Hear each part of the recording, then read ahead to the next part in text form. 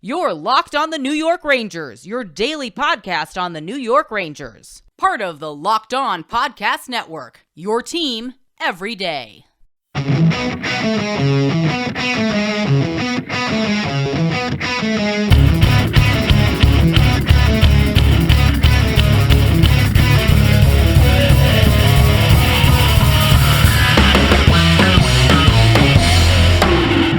Welcome back, Blue Shirts fans, to episode number 588 of the Locked On New York Rangers podcast. I'm your host, John Chick. Just wanted to thank you guys for making Locked On New York Rangers your first listen every day. We are free and available on all platforms. That song you're hearing right now is, of course, Leave the Lights On from our good friends in Passafire. You can check those guys out anywhere you get your music. And the Rangers suffering just an absolute gut punch, 4-3 triple overtime loss in Game 1 against the Pittsburgh Penguins last night. A loss that did not come without its fair share of controversy. More on that in just a second. I did just want to mention real quick here, though, I know a lot of you are aware of this already, and a lot of you were nice enough to reach out to me and congratulate me. But as I mentioned a while back on this podcast, my wife and I were expecting our first child, a baby girl, and she got here quite a bit early, arriving on Monday, April 25th, just a couple of days before the Rangers concluded their regular season. And, obviously, we were at the hospital for a few days. Everybody's home now. Baby and mom are both doing absolutely fantastic. We're kind of just adjusting to our new routines, really our new lives, and just over the moon. Absolutely in love with this little girl and could not be any happier at the moment. Just want to, obviously, once again, just make mention of that. And, of course, thank you guys very, very much for everybody who reached out. A lot of you guys, congratulate me on Twitter. A couple of you guys emailed me as well. Means the world to me. Thank you so much, for doing that, taking the time to do that. And thank you also for being understanding that, I was going to miss a couple episodes of Locked On New York Rangers, but I figured a good time to be back would be for a post-game episode of Game 1 between the Rangers and Penguins. Whatever happened in that game, we'd come back and talk about it. And, like I said, just wanted to share some good news in my own personal life here before I just absolutely lose my damn mind based on what happened in this game last night. And as I say those words, I'm pretty sure every single person that's listening to this right now, if you watch the game, probably even if you didn't watch the game, you probably know exactly what I'm about to talk about here. And that is, of course, the controversy that occurred in the third period. And we're going to look at this from every conceivable angle. For starters, let's just go through the play again. Kaapo Kakko knocks down the puck in the neutral zone. It looked like the Penguins were trying to just dump the puck into the Ranger zone. Kakko gets his body on the puck, and he moves up the right side of the ice through the neutral zone, gains the blue line, and like a bull, just goes barreling toward the Penguin net. And he obviously makes some contact with Casey DeSmith, but he was also being pursued by Brian Dumoulin. Dumoulin pushes him from behind. Kakko makes some contact with DeSmith. Dumoulin absolutely wipes out DeSmith. Kakko falls onto the ice on his stomach. From his stomach, he has the presence of mind to find the puck and send a backhand pass, I think it was a backhand pass, to Filip.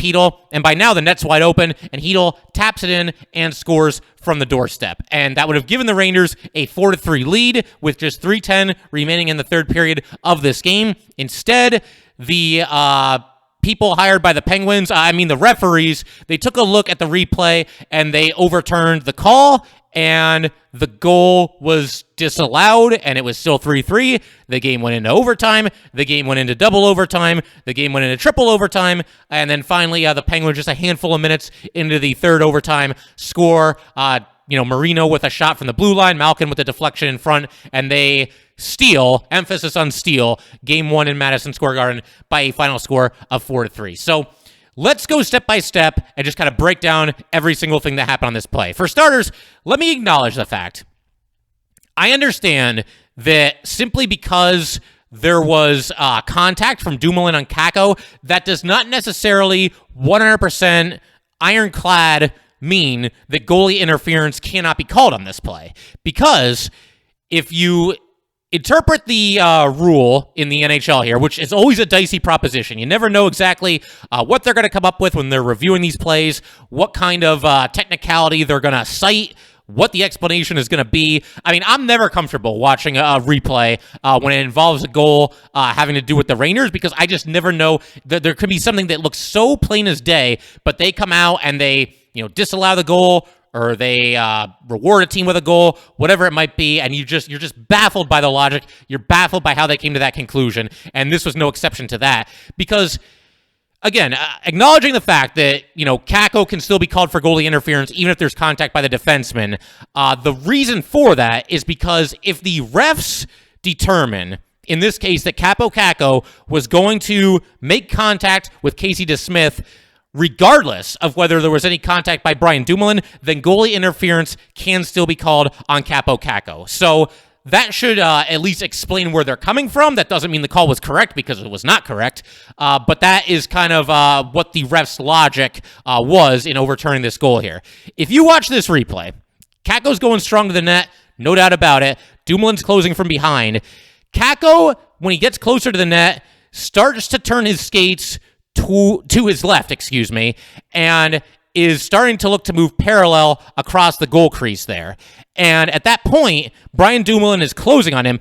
Kakko there's no player in the NHL right now that would have been able to avoid contact with the goalie here, despite their best efforts, because of the contact that was made by Brian Dumoulin. Because Kakko, if you look here, he actually slows down just a little bit, and again, he turned his skates to where they were basically parallel with the goal line, and he's about to skate across the crease there, maybe look for like a stuff-in try, carry the puck across the crease and tuck it inside the far post. I think maybe that's what Kakko was going to look to do, but due to the contact by Dumoulin, that was all out the window.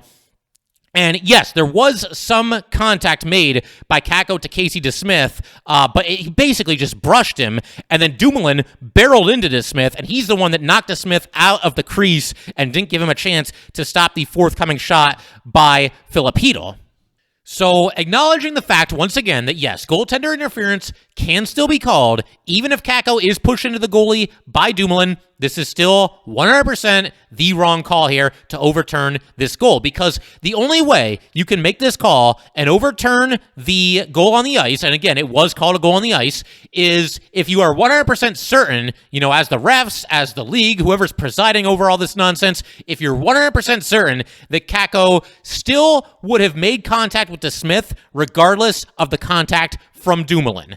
So, how in the world do you look at this play, which again, cannot emphasize this enough, was called a goal on the ice, and come to the conclusion that there's no chance that Kakko could have possibly avoided contact, or would have possibly avoided contact with DeSmith if not for the push from Dumoulin? Not only do I believe that that's an incorrect assessment, when you watch this replay, I think it's actually fairly likely that if Dumoulin did not make any contact with Kakko, that Kakko would have avoided contact with DeSmith. And again, we don't have to prove that it's likely. We just have to prove that it's not 100% certain that Kakko would have collided with DeSmith had it not been for the contact from Dumoulin. Because again, the refs cannot make this call. They cannot call Kakko for goalie interference unless they look at this play and say, you know what, yeah, Kakko was hitting DeSmith either way, regardless of whether Dumoulin made contact with him or not. The fact that we can sit here and say that it almost seems likely that Kakko would have avoided the contact with DeSmith if he was not pushed from behind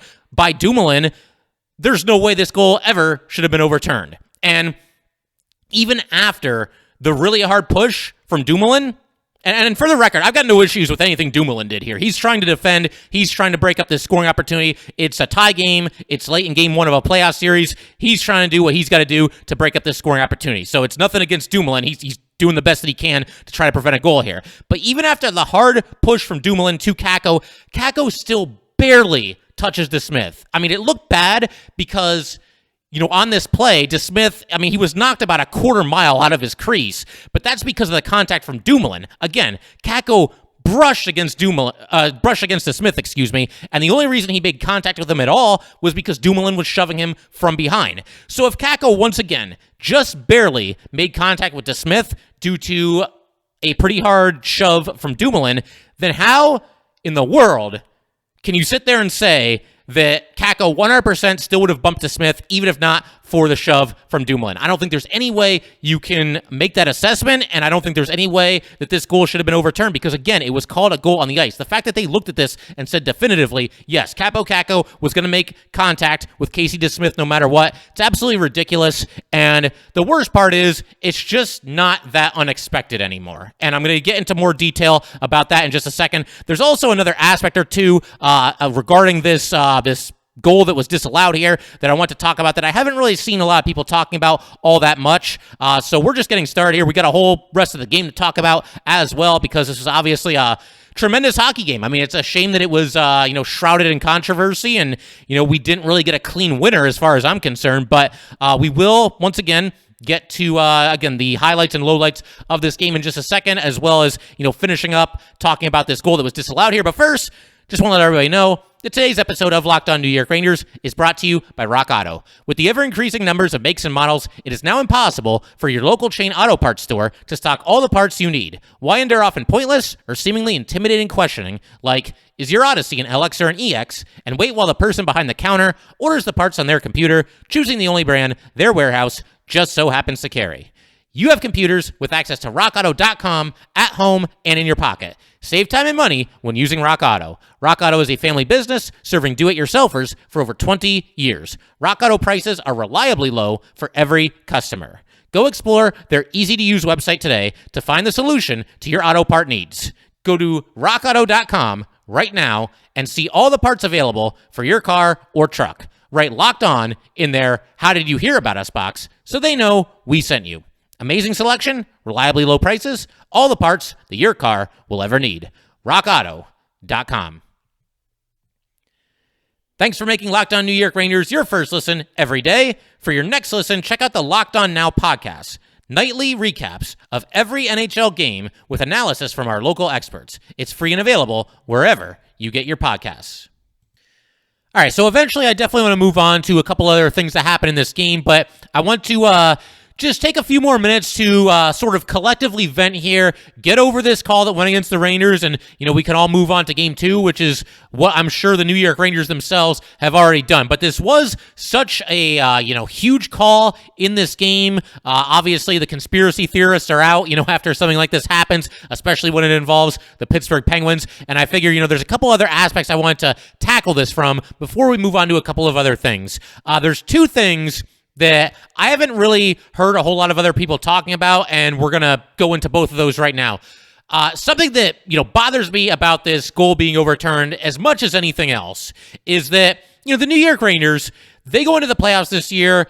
They're not some team that barely got into the playoffs, needs a miracle to even advance past the first round. This is a good hockey team. They were having a great season to begin with. Then they make all those trade deadline acquisitions. They're even better. They improve in virtually every aspect of hockey, not the least of which was defensive prowess.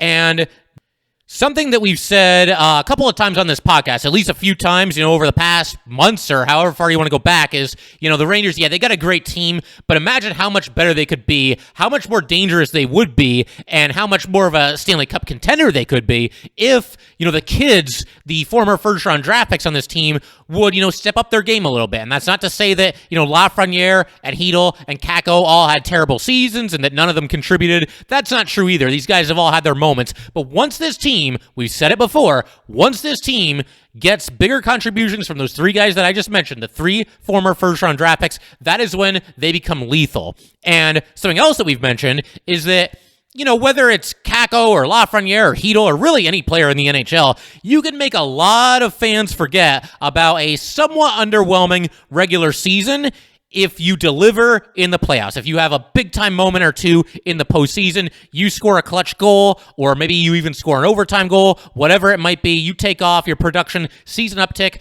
come Stanley Cup playoff time, and you make a deep run into the playoffs, then all is forgotten as far as an underwhelming regular season is concerned. And again, Kakko, Chytil, Lafreniere, they've all had their moments this season, but I think a lot of fans, and I'd even include myself in this, probably would have expected a little bit more out of all three of those guys, at least in the way of points. And what happens here in this game? They put the kids back together, the kid line. We haven't seen quite as much of those three playing together this year as we did last year, but that's your third line right now. It's the kids. And what an awesome moment here that this would have been that basically got stolen away from them by the NHL, the Situation Room, the referees, whatever you want to say. This moment got taken away from them, and it was really just an absolutely, this is the second part of what I want to talk about here, just a phenomenal play, a phenomenal individual effort by Kaapo Kakko. You know, in the start of this episode, I described the play one more time, just kind of took everybody through the goal that wasn't here.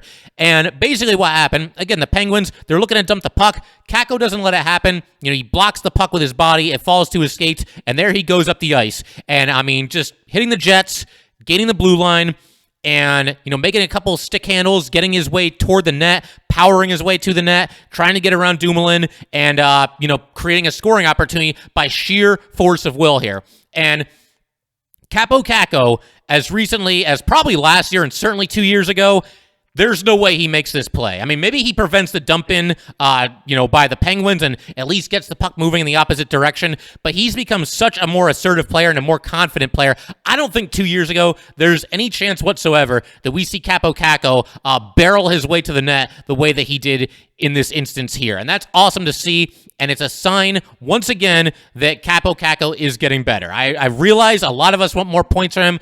Totally get it. Totally get the frustration if, you know, you were expecting that Kaapo Kakko would be further along in year 3 than he currently is. But if you haven't noticed that Kaapo Kakko is a better player than, you know, he was last year and certainly 2 years ago, this is Exhibit A right here, because I don't think there's any way that he's assertive enough 2 years ago as a rookie, as a teenager in this league, to, you know, have the wherewithal to just, again, sheer force of will, just force his way to the front of the net here.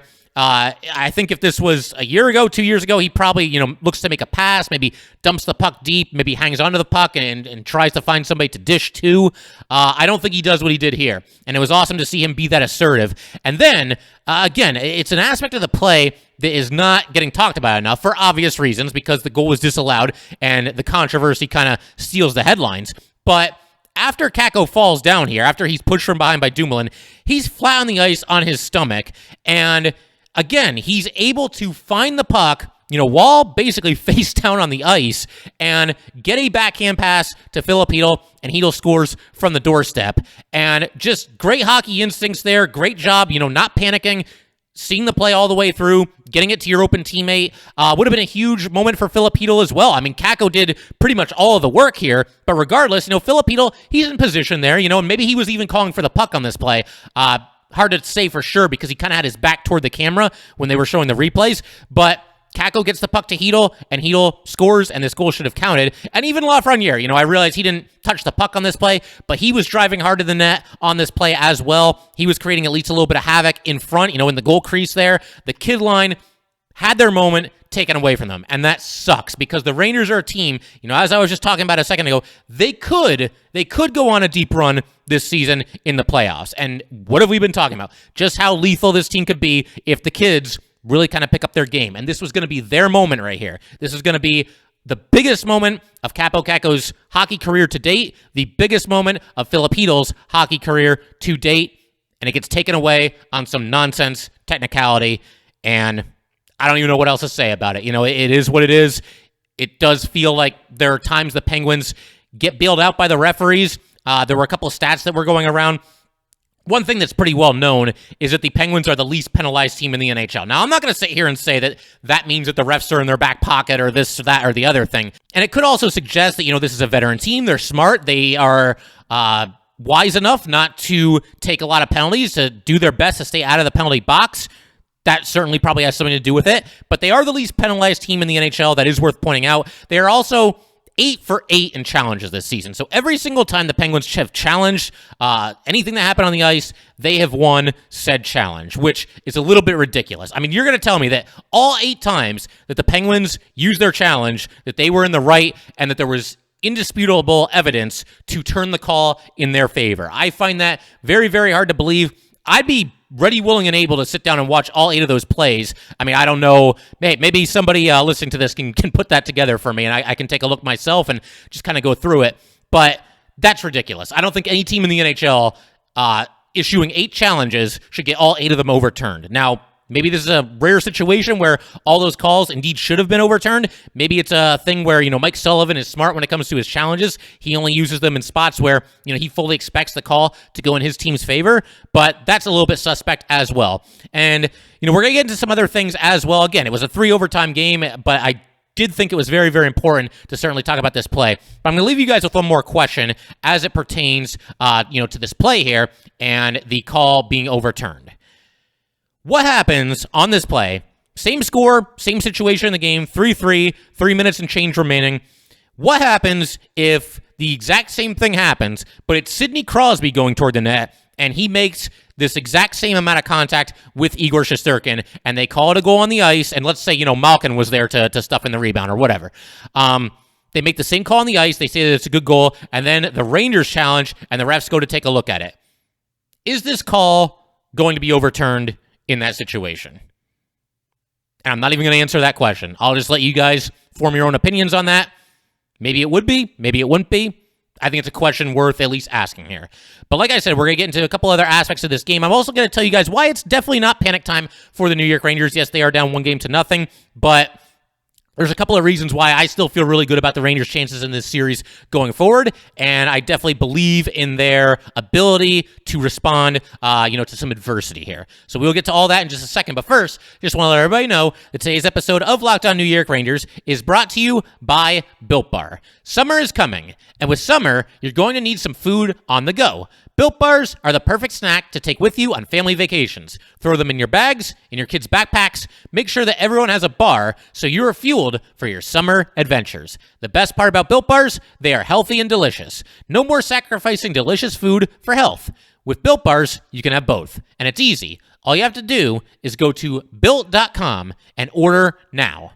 All Built Bars and Puffs are covered in 100% real chocolate. That means that with Built Bar, you can eat healthy and actually enjoy doing it. Built Bars make sure that there is something for everyone.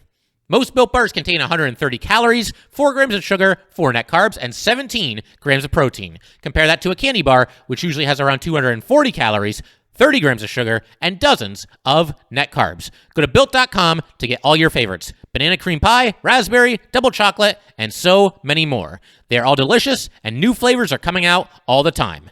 Check them out at Built.com. Go to Built.com, use promo code LOCKS15, and get 15% off your order. Use promo code LOCKS15 for 15% off at Built.com. All right, so I want to talk a little bit now about why I certainly don't think it's any time to hit the panic button if you're a member of the New York Rangers or even just a fan of this team. And I think the biggest reason for that, it starts with Igor Shesterkin. He was absolutely phenomenal in this game. He stops 79 of 83 shots, looked very much like the probable Vezina winner and maybe even a Hart Trophy finalist. We'll see how that shakes out, but he was awesome. This is the Igor Shesterkin that we've known and loved all season long here. Again, 79 saves on 83 shots. That's a save percentage of .952. So think about it. The Penguins needed to put 83 shots on goal just to get 4 past him. I don't think that that's a sustainable formula if the Pittsburgh Penguins. And look, obviously, their shot totals were inflated by the fact that this game went into triple overtime. And on top of that, something else that you could say here, if you're maybe a Penguin fan, you could say, well, hey, the Penguin goalies were pretty darn good as well. And yeah, they were. I think Casey DeSmith, Louis Domingue both played very, very well in this game. But I don't think DeSmith or Domingue, or even Tristan Jarry, if he's back at some point. He's already ruled out for Game 2. But I don't think any of the Penguins goalies can continue to play at this high of a level, certainly the way that Igor Shesterkin is capable of doing. And if one of these goalies on either team is going to continue to just stand on his head night in and night out on a consistent basis and keep the puck out of the net, as well as Igor Shesterkin did in this game last night, he's going to be the one to do it. It's not going to be any of the Penguin goalies. It's going to be Igor Shesterkin. The Rangers entered this series with a sizable advantage in net, and I believe they will continue to have a sizable advantage in net. Even last night, again, they got him for 4 goals, but it took 3 overtime periods. And on top of that, and I realize this is a little bit unfair what I'm about to say here, but if you take away 14 minutes of the second period, during this game last night, that the Penguins scored 3 goals in, then Igor Shesterkin didn't give up a goal until the third overtime period, which is pretty crazy to think about. And I realize that's a little bit unfair to just chop out the 14 minutes of the game in which the Penguins, kind of found their stride offensively and scored those 3 goals. But it also must be said, and this kind of leads me into the next thing that I want to talk about, the biggest reason that the Penguins scored those goals there when they did, and got back into the game and tied the game at 2-2 and then tied the game at 3-3 is because the Rangers just did not play good defensive hockey in the second period. They permitted the Penguins to get 25 shots on net in the second period. You obviously just can't do that. That's not a winning formula. But to me, that's a little bit of a fluke. We've seen the Rangers since the trade deadline emerge as one of the best defensive teams in the NHL. And that's not hyperbole. That's literally what it is. I mean, you can use the eye test or you can go to some of the metrics. The Rangers have tightened up so much defensively since they made those moves at the trade deadline. And, the guys that have been there, it's easy to single out the guys that came in, like Andrew Kopp, Tyler Mott while he was playing, Frank Vetrano. But I think also the Rangers that have been here have stepped up their game as well and obviously clamped down defensively, haven't been as overly reliant on Igor Shesterkin as they were, say, all the way back in October. So the Rangers team defense, I got to believe, again, this was just a fluke, and it wasn't even a fluke that lasted the whole game. I mean, they could have been better defensively for chunks of this game, obviously, in addition to just the second period, but the second period, the Ranger team defense was really bad. And again, I think that's going to be the exception rather than the rule. I think they'll tighten things up in Game 2. And on top of all that, it leads me into another thing that I want to talk about, and that is the simple fact that the Rangers, all season long, they have really shown a knack to responding to adversity. And, this is a team that through the entire regular season never lost more than 3 consecutive games. That's tremendously impressive no matter who you are. It's even more impressive when you consider the fact that the Rangers entered this NHL season as the 3rd youngest team in the NHL. But, again, this team, they always bounce back. Anytime there's a situation where, the Rangers play a game, they're not at their best, it's just a poor performance or, kind of a hard luck loss, whatever it might be. Some of their best games all season have been the games that have immediately followed such a loss. And the Rangers, I wouldn't say that they played badly. I think they can play a little bit better than they did last night, particularly defensively.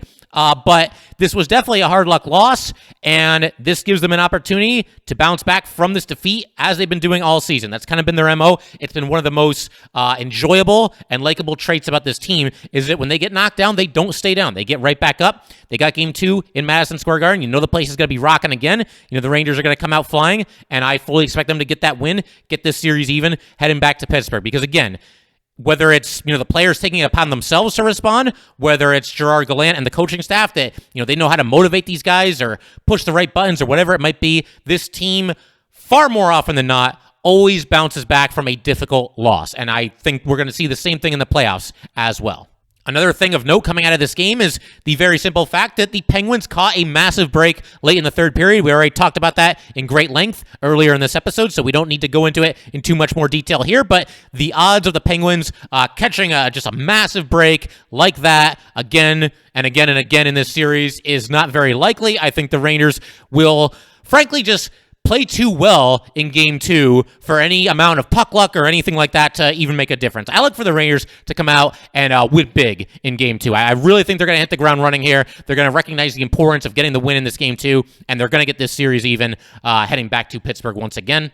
Something else of note in this game, and something that I think will continue to be the case going forward, is that the Rangers had a big edge in special teams play. The Rangers' penalty kill was good on the night. The Penguins went only 1 for 4 on the power play, and the only goal that they scored was during a 5-on-3. Besides that, I thought the Rangers defended fairly well while shorthanded. They even scored a goal while shorthanded. That was an outstanding play, by the way. Might as well just go through that real quick. You've got Mika Zibanejad getting kicked out of the faceoff circle in the Ranger zone, so Kreider takes the faceoff, and a little bit of a tie-up on the dot, and then Mika, swoops in there, explodes up the right side of the rink with the puck, and Kreider's following him. Kreider's up the center of the ice. Mika gains the blue line, flips a pass to his left to Chris Kreider. Kreider sold the forehand very, very well here, went to the backhand and scored, and that gave the Rangers a 3-2 lead after the Penguins had tied it at 2-2. But, that's just one example of the Rangers having an edge in special teams play. Because like I said, for the most part, I thought the Rangers defended pretty well while shorthanded, and even in the instances where maybe they didn't, Igor Shesterkin was there to make the saves. Like I said, the Penguins only got the 1 goal on the power play, and they needed a 5-on-3 to do it. I know a lot of Ranger fans were also upset by the fact that the Penguins ended up with 4 power play opportunities, including a 5-on-3 here on which they scored a goal. There weren't too many instances where I could look at a penalty that was called against the Rangers and, get super upset about it. That wasn't a penalty. That wasn't a penalty. I didn't really see anything like that. And there wasn't too much against the Penguins that wasn't called that I thought should have been. One example that definitely stood out where I thought there should have been a penalty, but of course I knew there wouldn't be a penalty, was in the overtime period. Ryan Lindgren was having some issues with the puck in his own zone, kind of fumbling the puck a little bit, and Crosby was there breathing down his neck on the forecheck, and Crosby goes in and shoves Lindgren face first into the boards. The Garden did not like that. They were roaring. They wanted a penalty called on Crosby, but you knew it wasn't coming because, first of all, it's playoff overtime hockey, and at that point, the refs tend to swallow the whistles a little bit. I'm not saying they should or shouldn't do that. I mean, they probably shouldn't do that. If something's a penalty, then it's a penalty. But you guys know how it is in playoff hockey. Once it's in overtime, it's got to be something really flagrant to get a call. And in fact, there were no penalties called against either team in any of the 3 overtime periods. And of course, it's Sidney Crosby, so they're not calling a penalty against him in overtime in a situation like this, which is unfortunate. But I mean, I'm at the point where that's just kind of reality. They're just not going to put their arm in the air to call Sidney Crosby for a penalty in the overtime period. One other thing that I wanted to mention here, and it's something that I think the Rangers can and need to and probably will do a better job of in Game 2, and this is something that I noticed even in the first period. And if you watch this game, the first period was, at least in regulation, the best period that the Rangers played all night. I thought the Penguins clearly had the edge in the second period, and then the third period, I thought the Penguins still had the edge. Overtime, the first overtime period, I thought the Rangers came out looking good and getting more scoring opportunities than the Penguins did. Second overtime, I would say the same thing. It was a little bit more even, but I thought the Rangers had the edge in the second overtime. And then, of course, the third overtime only lasted a couple of minutes. But, a lot of momentum swings in this game for sure. But something that I noticed as early as the first period, and despite the fact that the Rangers, once again, largely outplayed the Penguins in the first, is that the Raiders seem to be having some issues clearing the puck out of their zone in the first period and certainly the second period. I thought, by the time we were in overtime that the Rangers did a better job of this, but there were just a couple of instances early in this game, and again, even in the first period where the Rangers played very, very well, where I thought the puck absolutely should have come out of the New York Rangers zone and it just didn't. Whether it was an errant pass or somebody just mishandling the puck or somebody on Pittsburgh forcing a turnover, there were just a couple too many instances where the Rangers seemed to have a fairly easy path to getting the puck out of their own zone, and they just, for one reason or another, were not able to do so. And in fact, their failure to clear the puck was actually what led to the first Penguin goal of the night. The Rangers were up 2-0 at this time, and the Penguins scored a goal by Jake Gensel in the second period to cut it to 2-1. And this whole sequence started with a 2-on-1 by the Penguins into the Rangers zone. You've got a cross-ice pass for Letang. Igor Shesterkin makes one of his many, many, many highlight reel-worthy saves on the night. He goes sliding hard to his right, keeps the puck out, and the puck was kind of under Igor. He didn't really seem to realize it. Obviously, it's just pure chaos at this point. And, Trouba, he finds the puck before Igor does, and Trouba tries to move the puck up the boards and out of the zone. He is unable to do so. So the play stays alive for the Penguins, and then just a matter of seconds later, you get Crosby feeding Gensel in front of the net for a tipping goal. Trouba, at that point, he was trying to get the puck out of the zone, had not gotten back, into position. Gensel was pretty much all alone in front of the Ranger net, and Igor was kind of hung out to dry. Trouba, he tried to get the puck out of the zone. He was unable to do so, led directly to the Penguins' first goal of the game. And even before that, I thought there were some instances in this game where the Rangers just were not as good clearing the puck out of their zone as they should have been and as they typically are. And like I said, I think that's something that they'll certainly clean up in Game 2. That's something that I'm definitely going to be looking for when the puck drops on Thursday night in Madison Square Garden. But that will pretty much do it for today, guys. One other thing that I wanted to mention real quick here is any possible lineup changes for the Rangers in Game 2. I wouldn't really, do much of anything. I don't think certainly you're going to mess with the defense pairings at this point. I mean, assuming that Ryan Lindgren is good to go, which according to Gerard Gallant, it sounds like he will be for Game 2. Him and Adam Fox should still be connected at the hip. You keep Miller and Trouba together for sure. I think Braden Schneider looked pretty solid in this game. A lot of the young Ranger players, some of whom were making their Stanley Cup playoff debut, did not look like they were making their Stanley Cup playoff debut. I thought Lafreniere looked good in this game. I thought Braden Schneider looked pretty comfortable as well. I could see maybe Patrick Nemeth comes out of the lineup in favor of Justin Braun, partly just because this is a grueling game. It went 3 overtimes. times. Everybody was out there for, just a crazy amount of ice time. In fact, on the Rangers, Ryan Reeves had the least amount of ice time, and even he got 16 minutes and 10 seconds in this game. I mean, you had Kopp with 34-19. You had Panarin with 31-53. Strome with 30-20. Mika Zibanejad with 32, and then, Trouba 42-32. Adam Fox and Keandre Miller both had 44-28, just an insane amount of ice time for pretty much everybody on the New York Rangers. So I can see maybe for that reason in and of itself, maybe Justin Braun subs into the lineup in exchange for Patrick Nemeth just to get somebody out there who's fresh and ready to go. Maybe a fresh Justin Braun is better than Patrick Nemeth that just played 29-52 the other night. And the other thing that might be working against Patrick Nemeth is the fact that he ended up taking 2 penalties in this game. And so maybe Justin Braun gets a chance to sub in on that third pairing alongside Braden Schneider there. I think Schneider's safe. I think he played well enough in this game and played well enough down the stretch that you can certainly pencil him into the lineup, but we'll see how the Rangers look to go on game 2. Definitely looking forward to it. Cannot wait to see this team back in action. And again, I just want to thank you guys so much for, reaching out to me. Following the birth of my daughter, being patient and understanding that I was going to take a couple episodes off here, even with the playoffs just around the corner. Believe me, I wanted to do these episodes, but, family's got to come first. I don't know that we're going to be quite back at, 5 episodes per week. We will eventually get back to that format.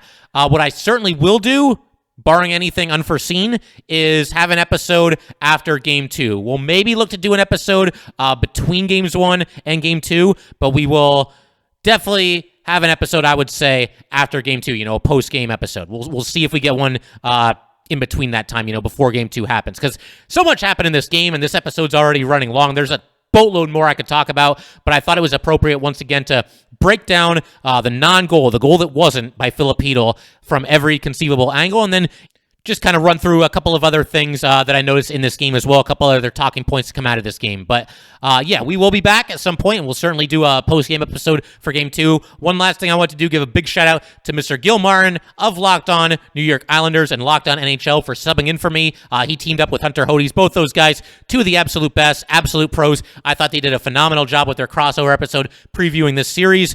It was a lot of fun for me, too. It was a chance to listen to Locked On New York Rangers, an episode that I had pretty much nothing to do with, so that was just kind of unique for me as well. But those 2 guys are the best, man. They just do a phenomenal job with their shows as well, and, maybe we'll link up with Hunter for a pregame crossover episode, post-game crossover episode, whatever it might be, we will see. Just going to play it day by day here. And again, thank you guys so much for those of you that reach out to me to congratulate me and my wife on the birth of our beautiful daughter. And like I said, we will be back here with a new episode before you know it. But that will do it for today, guys. Once again, if you'd like to get in touch with this podcast, please send an email to lockedonnyrangers@gmail.com. Once again, that is lockedonnyrangers@gmail.com. And definitely give us a follow on Twitter as well, @LO_NY_Rangers. Once again, that is @LO_NY_Rangers. Thanks again, guys. I'll see you next time.